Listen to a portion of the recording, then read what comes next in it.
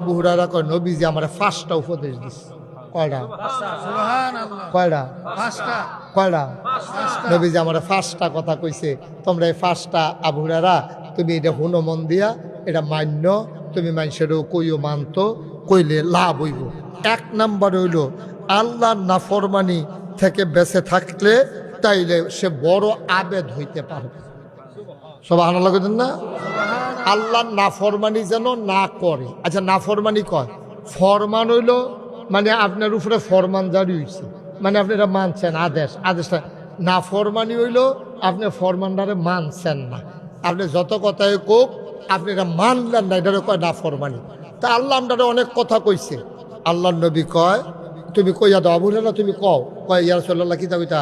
কয় তুমি কও কেউ যেন আল্লাহর নাফরমানি না করে, এটাতে যেন বাচ্চা থাকে। এই কথা আবু হুরায়রা কয় ইয়া রাসূলুল্লাহ ইনশাল্লাহ আমি মন দিয়ে হুন্না রাখলাম, আমি ইনশাল্লাহ নিজে নাফরমানি করতাম না, আর আমি মানুষেরও কয়াম মানুষের জন্য নাফরমানি না করি। তখন আমরা নাফরমানি, আমরা আল্লাহর কয়টা হুকুম মানি, আমরা তো হিসাব মতো পুরা এই নাফরমান হইয়া বইয়া রয়েছি।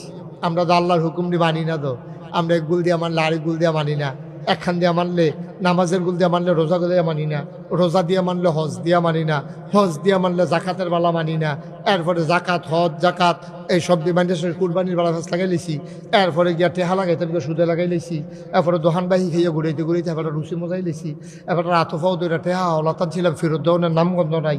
এটি হইল নাফরমানি। এটি কি? জোরে কর, এটি কি? এই নাফরমানি আমরা ভিতরে আসেনি রে। আচ্ছা, আমরা এমনি আল্লাহর খাইয়া, আল্লাহর দুনিয়ার থাইকা, আল্লাহর চল্লা ফিরা আমরা যা কারবার করি। আরে আমি গত পরশু দিন বোধহয় একটা কথা শুনলাম একখানো, যে হ্যাঁ কিতা করতো, কিতা করছে, আপনি একটু সাইপা বইতেন, তারা আপনার লেগে আমার দেখে না যায় এবার উপরে নিচে বইল, ওখানে এবার গোড়ান দিয়া হইতা লাইলে পারে, এবার ওটা আর কিতা করবো, ওটা কি জান দিয়া লাগবে, যাক ফিসে গেছে। এবার কি বাচ্চা বাচ্চা গিতেছে যায়েন না বন।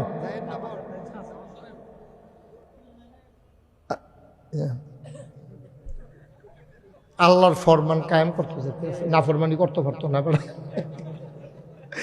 আচ্ছা যাক, নামাজ আছে তো, এই নামাজ পড়াবে। আচ্ছা, আমরা যেহেতু নামাজ এখন সকলে মিল্লা পড়াব, আমরা আর এত ফেরেশানি করে লাভ নাই। আমি তো কইতাছি কি তারে এরকম বাজে কেড়ে ফরে চাইয়া দেখি গড়ি উল্টাইয়া দিয়া রাখছি। মার্শাল্লাহ, হ্যাঁ মারহাবা বলো, জোরে বলো মারহাবা। কিছু কিছু আছে এরকম গড়ি উল্টানা বাজ ধরন যায় না, ফায়জামার মতো।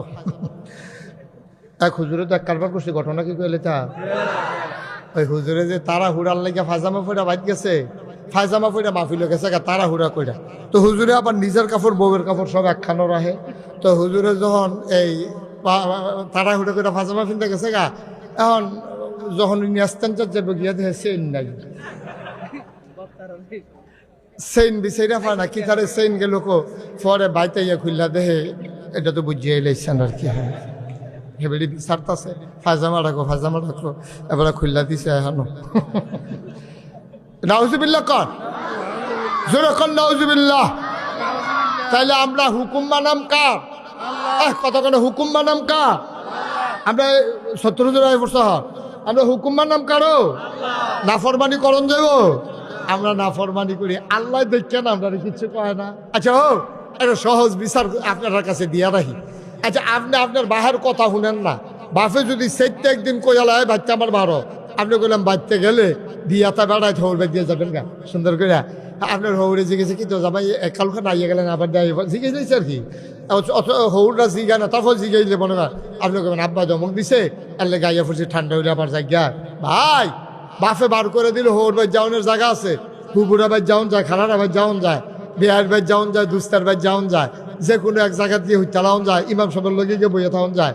কিন্তু ভাই আল্লাহ যদি একদিন ডাক দিয়া কইতো, ও যারা যারা আমার হুকুম মানো না, তোমরা আমার দুনিয়া আমার আসমানের নিশ্চিতটা বাড়ি জিজ্ঞাও না, না বুঝছেন না, জবাব দেন।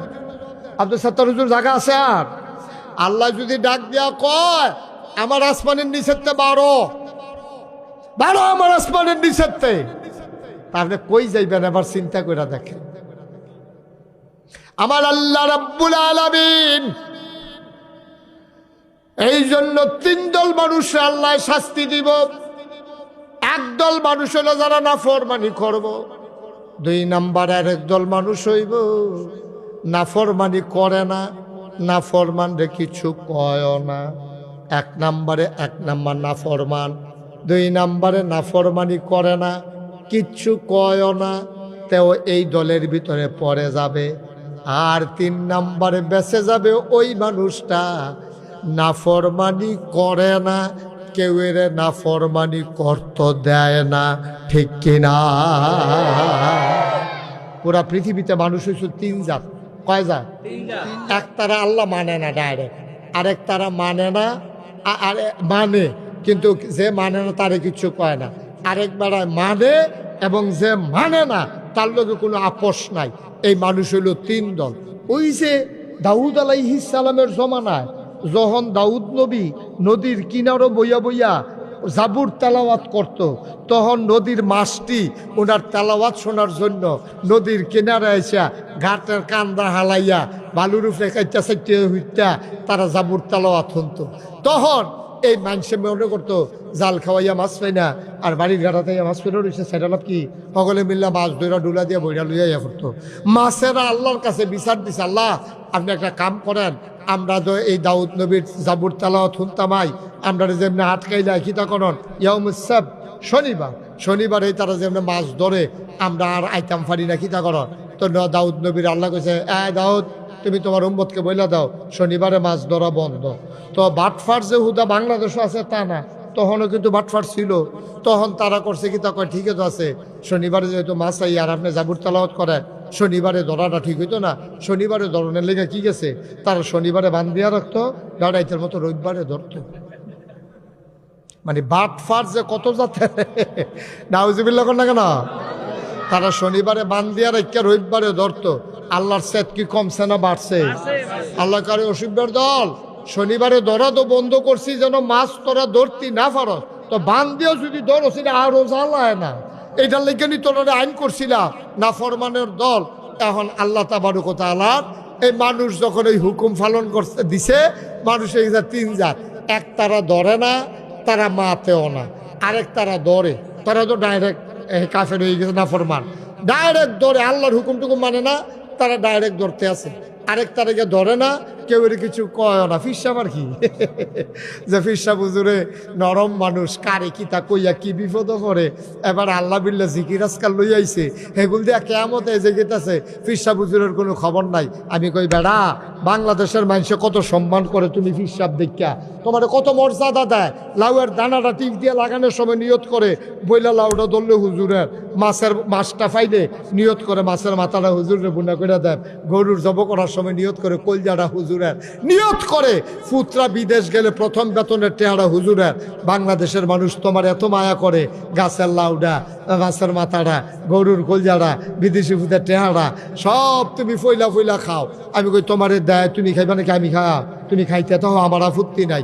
তাইলে বুঝা গেল তোমার এটি কেড়ে দেয়, তারা মনে করে তুমি ইসলামের ধারক বাহক, তুমি আল্লাহর ওলি, আল্লাহর মাকবুল বান্দা, তোমারে খাওয়াইলে আল্লাহ আর নবিয়ে খুশি হইব।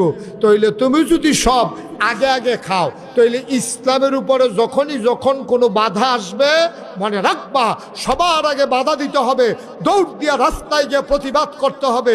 যে সবজি ফইলা ফইলা খাইছে প্রতিবাদও করব, সে মাছের মাথা খাইছে, যে গরুর কলজা খাইছে, যে গাছের লাউডা খাইছে, যে বিদেশি ভূতের টেহারা খাইছে, যে এই সর্বপ্রথম ইসলামের উপরে আঘাত আসলে পিঠ পেতে দেবে সে, ঠিক কিনা কম?